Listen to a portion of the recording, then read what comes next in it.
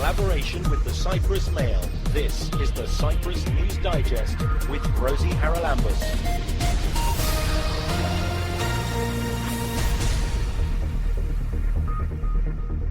Last week I went to Brussels to cover the 2018 Security Research event, where we were briefed on how the Commission works to make Europe a safer place. Key to this is EU funding for security research, be it security against terrorism, cybercrime, natural disasters, or whatever. While I was there, I spoke to experts about European defence, and in particular the idea of a European army.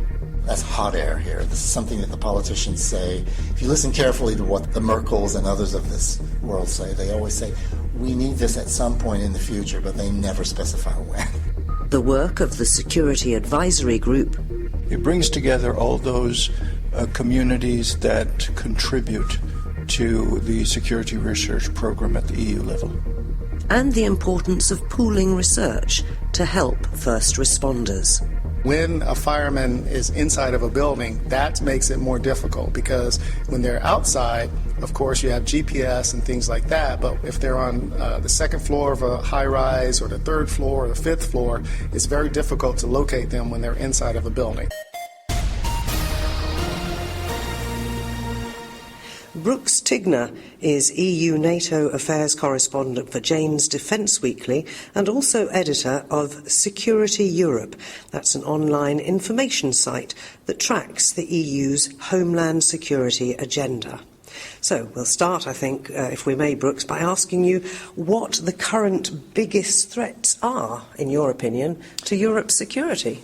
Okay, I can answer that. I think two stand out. One is politically correct and one is not politically correct, to put it in slightly humorous terms.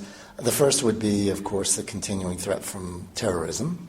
Although those incidents have fallen in recent months, it's still very much there. The return foreign fighter syndrome is uppermost on most European governments' mind. So that is a big focus of the European Security Research Program, as a matter of fact. The other is migration, although no one ever calls it a threat in EU policy circles. Clearly it is, in terms of how to deal with it, how it's perceived by the general public. That's the bigger threat, isn't it, actually? Because the migrants themselves, for the most part, are just wanting to come and get work, of course, and start a new life and contribute. Of course. So we should perhaps talk about the internal security of the European Union, the fragmentation of politics, and, as you said, the perceptions of voters. I mean, on a purely technical level, there probably is a very, very small percentage, and it's really tiny, who might be returned foreign fighters or attempts by ISIS to slip someone into the crowd, but that's really very, very tiny. No, the bigger threat, if you will, to European society in general is how that society in general perceives the immigrants and how that translates into national policy and how that translates into national politics. I'm stating pretty much the obvious here that I think migration has probably risen to the top of the political agenda as a catalyst that seems to be moving things in not such a palatable direction in certain countries. They're using this as for the nationalist agenda and the us versus them. So in that sense, the poor immigrants who are simply, as you said, trying to come here for a better life are being used as a foil for other things. I'm always amazed that with European history, even relatively recent history, where migration has been very much on the agenda, is it that we're not educating our youngsters these days on that history to see how the positive contribution can come from migration, and that we seem to only be looking at excuses for their taking our jobs and all of this, when we all know, I think, that it's actually AI, robotics and everything else that's changing the job scenario. It's just, again, perceptions seem to be skewed somewhat to find someone to blame.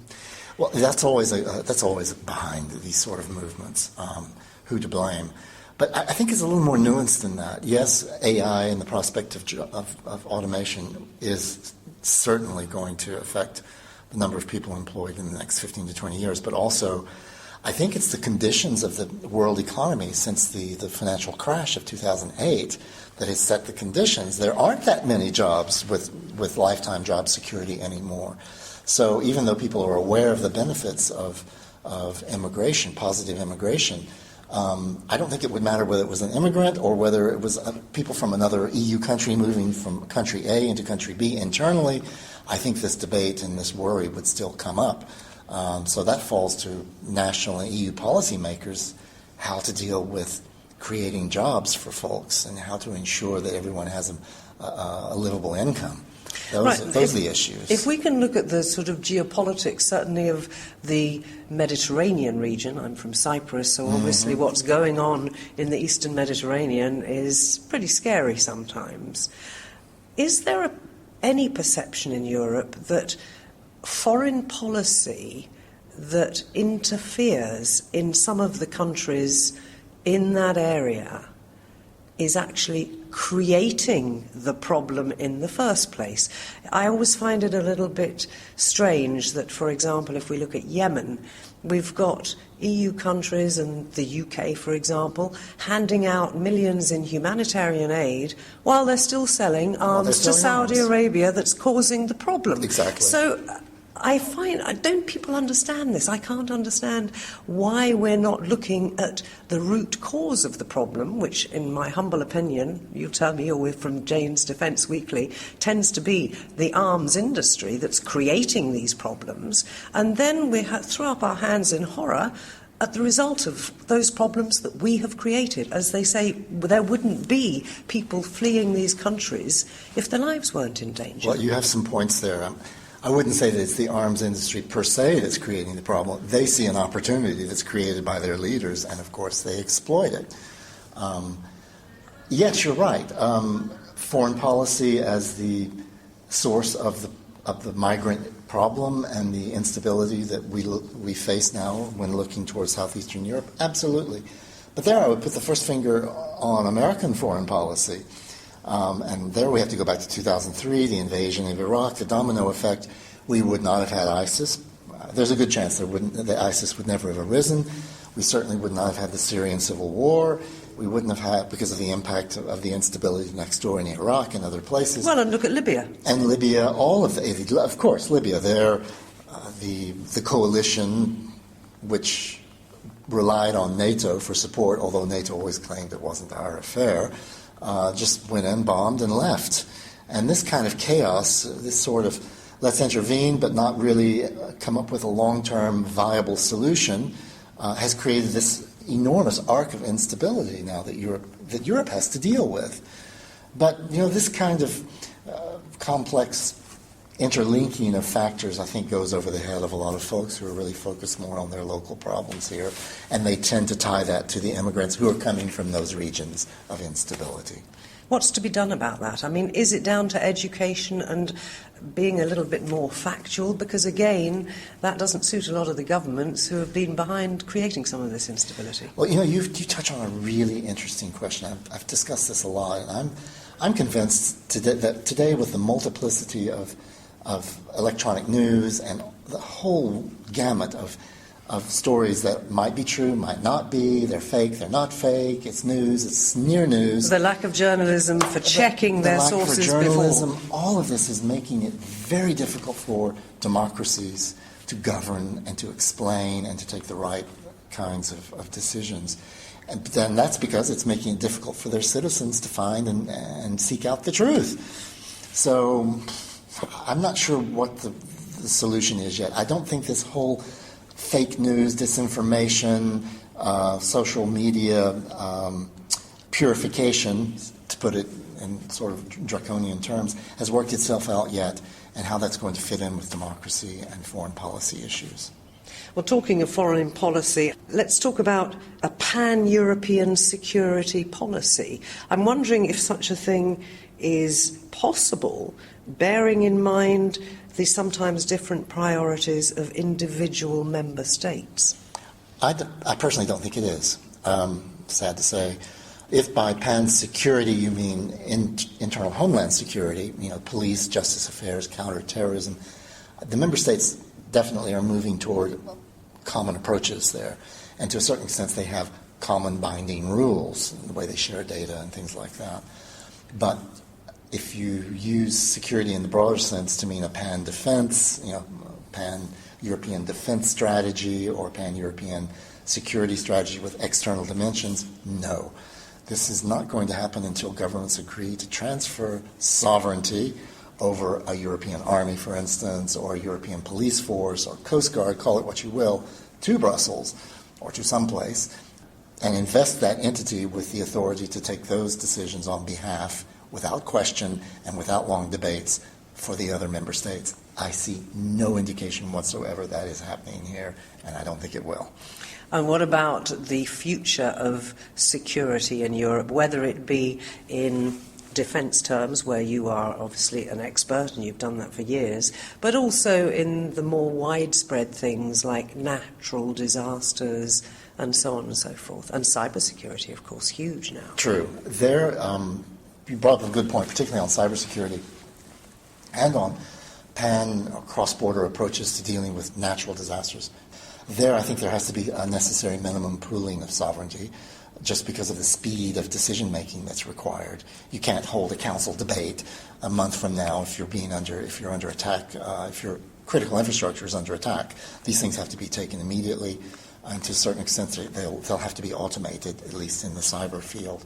But for natural disaster and crisis management, etc., for the time being, that still rests a purely national But it works quite affair. quickly. I mean, we have a lot of fires in Cyprus, and if there's a big one, wow, immediately you've got several European aeroplanes there helping the helicopters and so on and so forth, and we send ours to Greece when they had their fire. It does seem to work if there's a sort of rapid response mechanism in place. Well, there is, and it's for every kind of natural, whether it's an epidemiology, whether it's a flood, whether it's a fire. These are well-established alert mechanisms, and there are funds that can be triggered immediately at the EU level in order to make these things happen.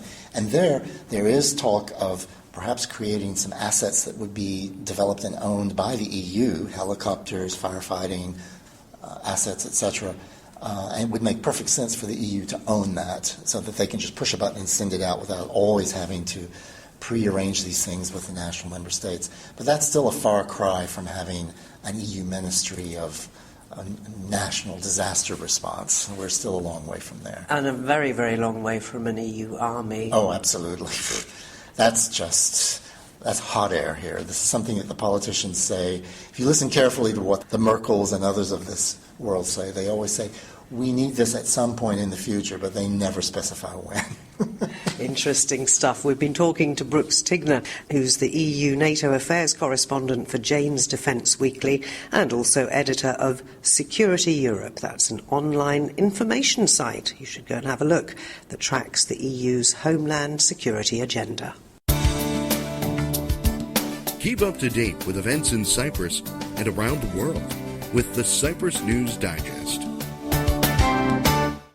Alberto de Benedictis is the chair of the Horizon 2020 Protection and Security Advisory Group, also known as PASAG.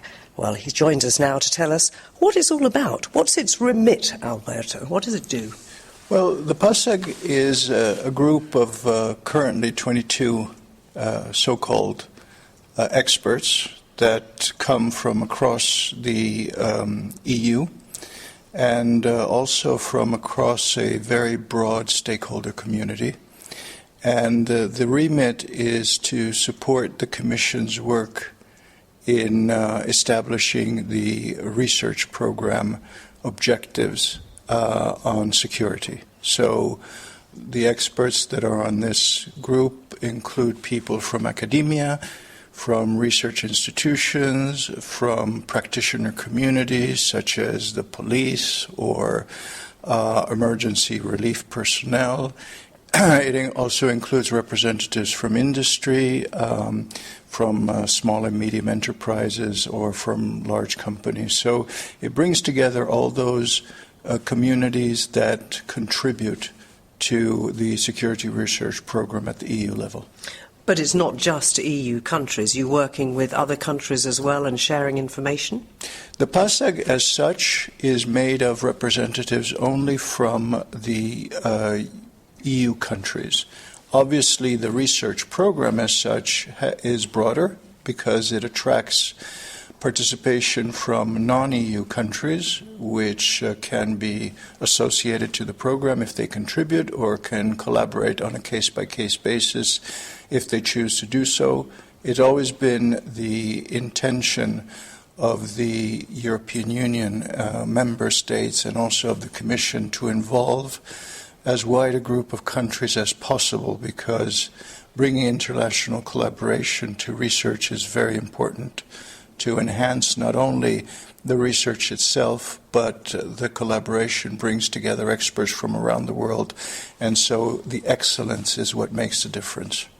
Now, research, of course, takes time, sometimes a lot of time. How hard is it to get results that we could say could be put to practical use in a timely fashion? Because I guess that the input in terms of financing and funding and so on is also to some degree connected to how fast new ideas can bring better results in whichever security area you're talking about. Well, security is unique compared to the many other areas that are supported by European research funding. It is unique because the security domain is still a national domain, therefore not an international or an EU-wide domain. Domestically, the practitioner community, the user community basically decides what they require from a national perspective rather than an international perspective. So it's very difficult to get member states to collaborate on setting requirements together. And clearly, this is a handicap for the research in this area because we don't have one requirement from any specific country that is adopted elsewhere.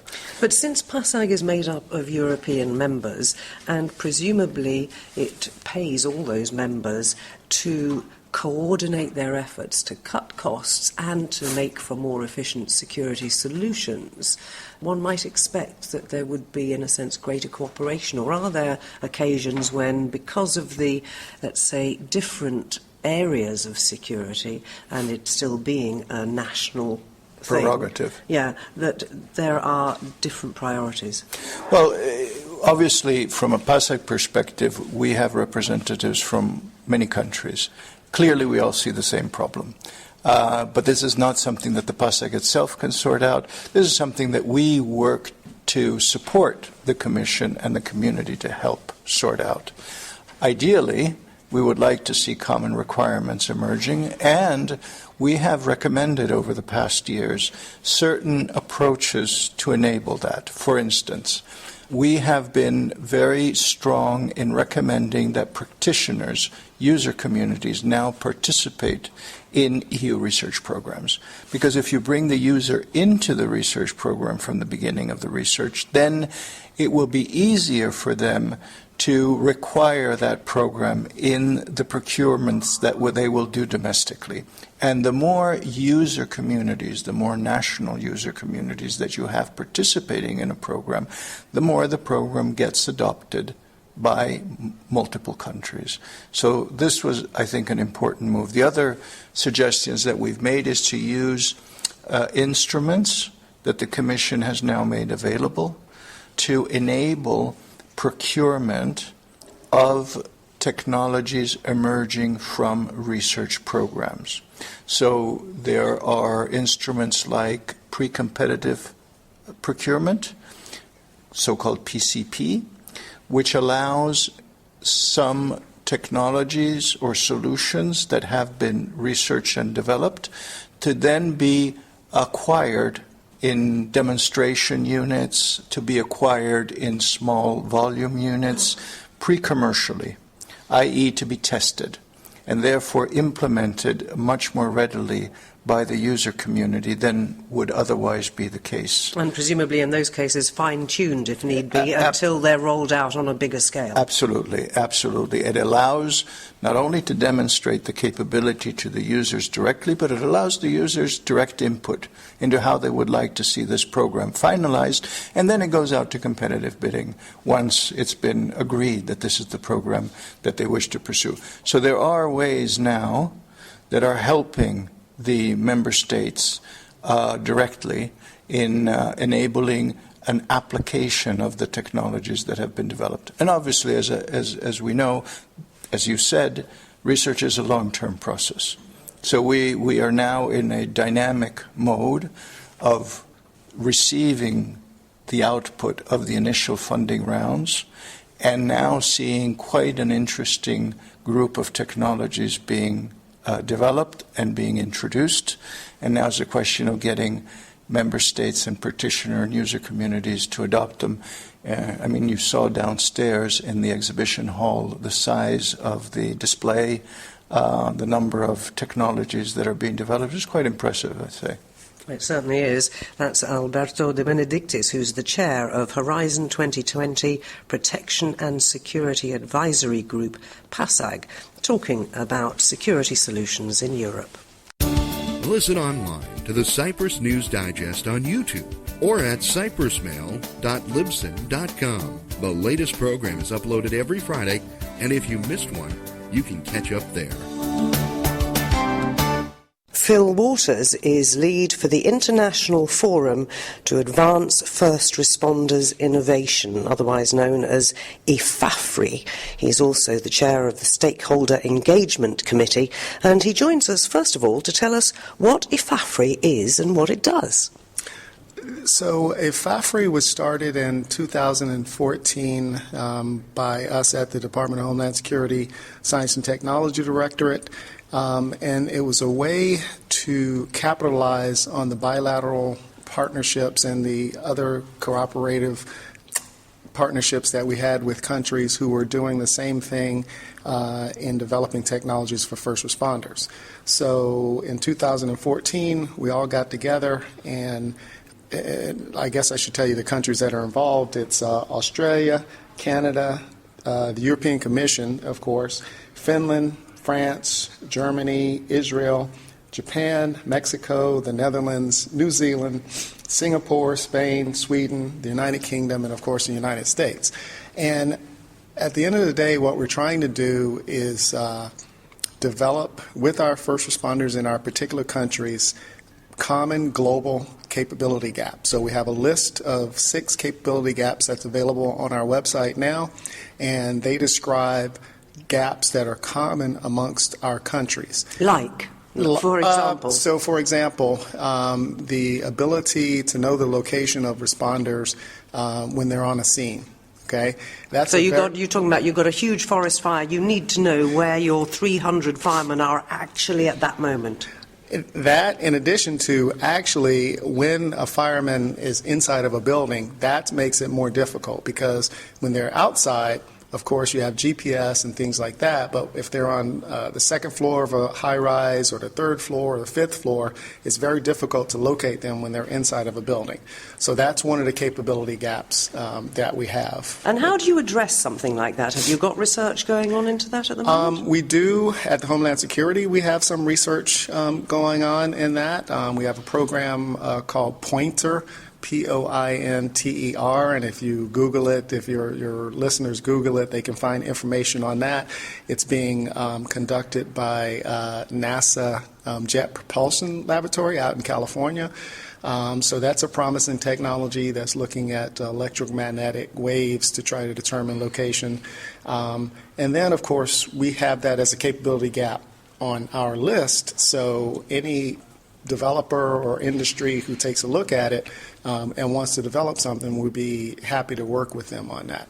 And how do you work with them on that? Because obviously research costs money. So do all of these countries that you mentioned get together and pool into a central fund? And if so, who actually decides to approve the research? Right. So the way IFAFRI works is we basically go out and we talk to industry, so there's no money involved there. However, with bilateral agreements, we are able to pool money and resources and things like that.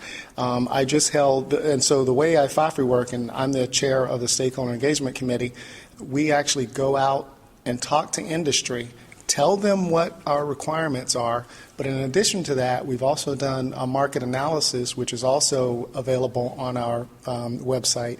And on that market analysis, you can see what the actual market is in the countries who are part of IFAFRI.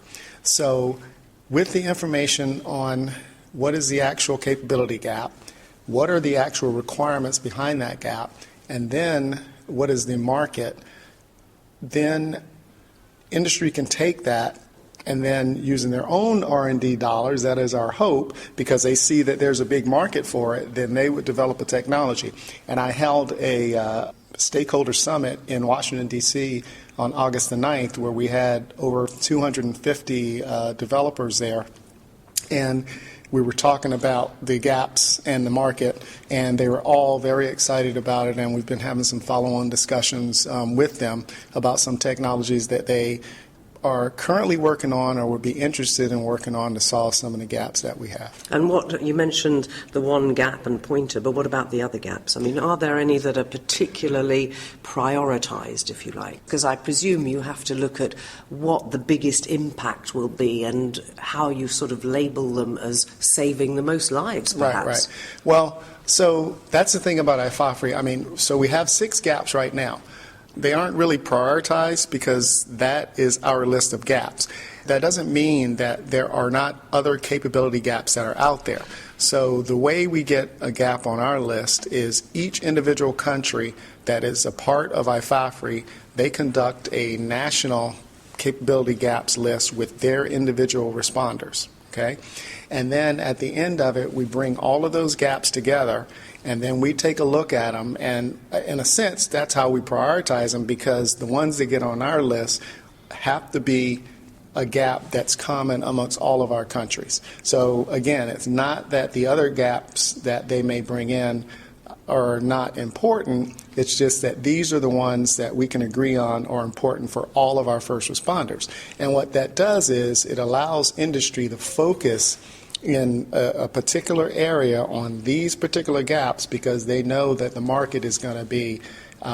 they'll get their money back, basically. Right. Yeah. Mm-hmm. Okay. And what about academia and the more, let's say, vague types of research? Because there also, of course, has to be a look ahead to try and keep in front of the problems when they arise. That must be one of the hardest things. Yeah, absolutely. We, at the industry summit that I talked about, academia were there. Some of the leading academic folks are universities that were there, in fact. And we're always looking, part of it is, like you said, forecasting. A particular technology might not be advanced now, but in the future it will be, and a lot of times you find that information when you're talking to industry. So certainly they are a big part of when we do what's called technology scouting. We're looking for those technologies too that might be at a lower technology readiness level, or TRL, if you will. So it's not quite ready for prime time, but maybe in 2 or 3 years it will be. The other thing is, when we're looking for solutions, we aren't necessarily looking for 100% solution at that particular time. If we can add capability, at a 70% or 80%, first responders have told us that that's better than having nothing. And it probably saves lives too. So we've been talking to Phil Waters, who's from IFAFRI, the International Forum to Advance First Responders Innovation.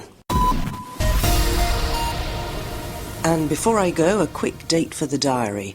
If you missed the documentary Memories of the Cyprus Railway when it was screened a couple of months ago in Nicosia, let me tell you that it's going to be shown in Larnaca on Sunday. It'll all happen at the Apotheki in St Lazarus Street. There'll be 2 screenings at 7:30 and at 8:45. Tickets are €5 and that includes refreshments.